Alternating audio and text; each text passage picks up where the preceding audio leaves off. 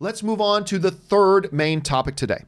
And our third main topic today gets sent into us by the real Howard Stark, who writes, I know none of us were expecting Charlie's Angels to crush the box office, but I didn't expect it to do this badly, failing to even hit $10 million.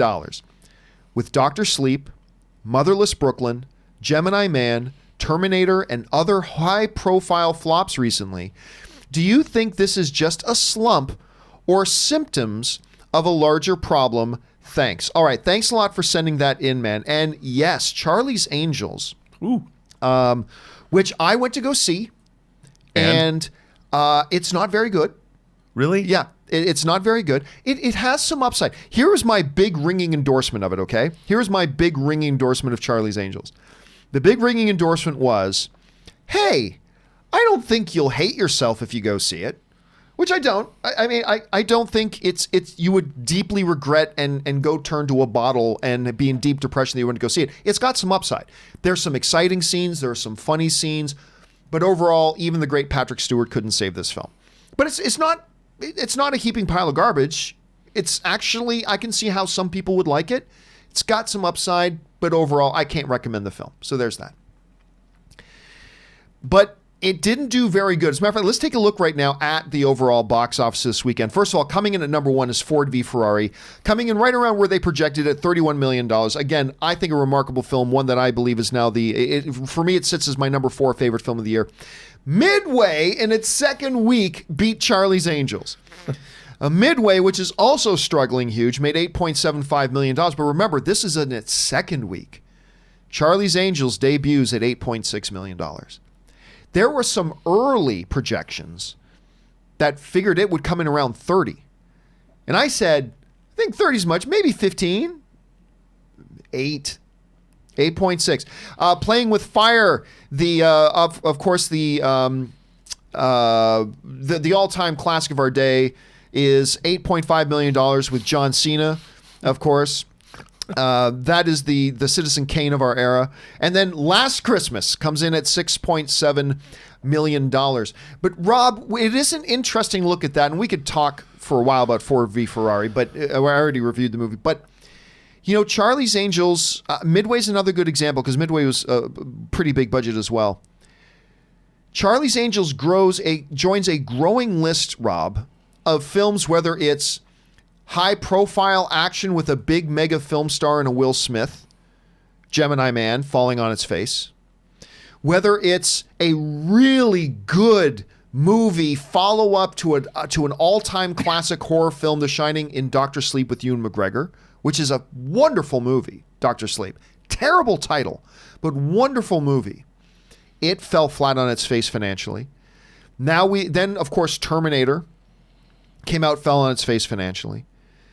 Charlie's Angels comes out and falls on its face financially. Now, look, the thing about Charlie's Angels to me, though, is that the reason I didn't think it was going to meet expectations in the first place was because the trailers have been awful. It was terrible trailers. They never once gave me a sense about why should I go, other than because of who's in it. I never got a sense about why should I go see this movie. So it was pretty rough. A couple of the films that we just talked about there actually suffered from some fairly bad marketing campaigns. But, I mean, Dr. Sleep was a wonderful movie, and it fell on its face. Rob, let me ask you the question. We're seeing, just in the last month or two, some very high-profile films falling flat on their faces financially in a very high-profile way. Do you think this is simply a collection of some individual case studies that just so happen to fall in a certain window of time? Or do you think there's a larger symptomatic kind of cause behind all this? How do you attribute all of this? Well, I think it's a philosophical thing that I think is going on. And now if you look at Charlie's Angels, you look at Terminator, you look at Gemini Man. Gemini Man was a script that's over 20 years old. Motherless Brooklyn. That felt like it was written in one day, by the way. Motherless Brooklyn was a movie that was a passion project for Ed Norton that's taken 20 years to come to the screen.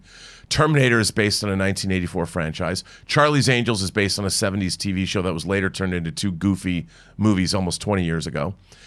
I don't think that these movies are films that are for audiences today.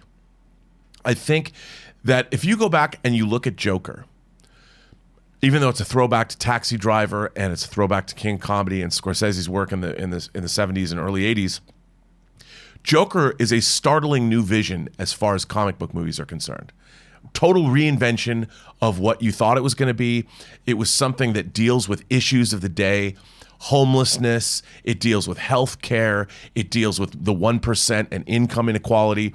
It is a zeitgeist movie that the people are going to see it because it has a lot more going on than just being a movie about a comic book character. It connects with audiences. Why should I, as a person going to movies in 2019, why should I go see Charlie's Angels? Because it's a women empowerment movie? It's something that is not from this time. There's nothing in it that's new that I'm going to see that, well, how is it going to illuminate my life today? Gemini Man. Okay, beyond the fact that you've got all this technology, the story was very simplistic, and we've seen just as compelling stories on an episode of The Blacklist. You know, what is it about Gemini Man intellectually that's going to grab people?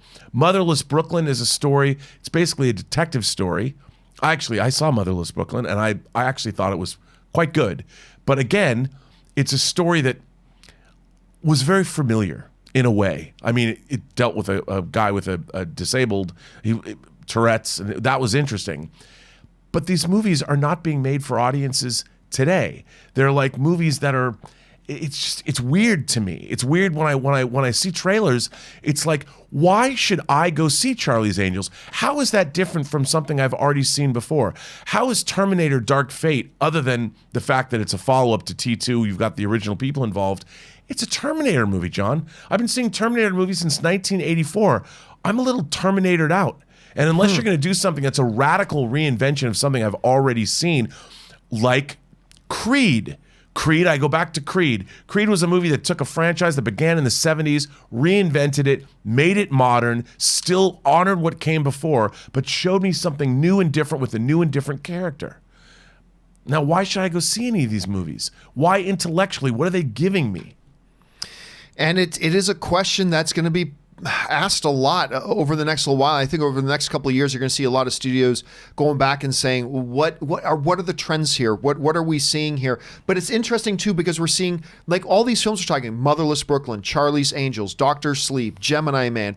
These are radically different movies from each other. Very different. And so that's what adds to the interest of all this sort of stuff as well. Question here is, guys, what do you make of this whole trend we happen to be seeing now? Do you think there's an overall underlying cause? Do you agree with some of the stuff that Rob was so accurately pointing out?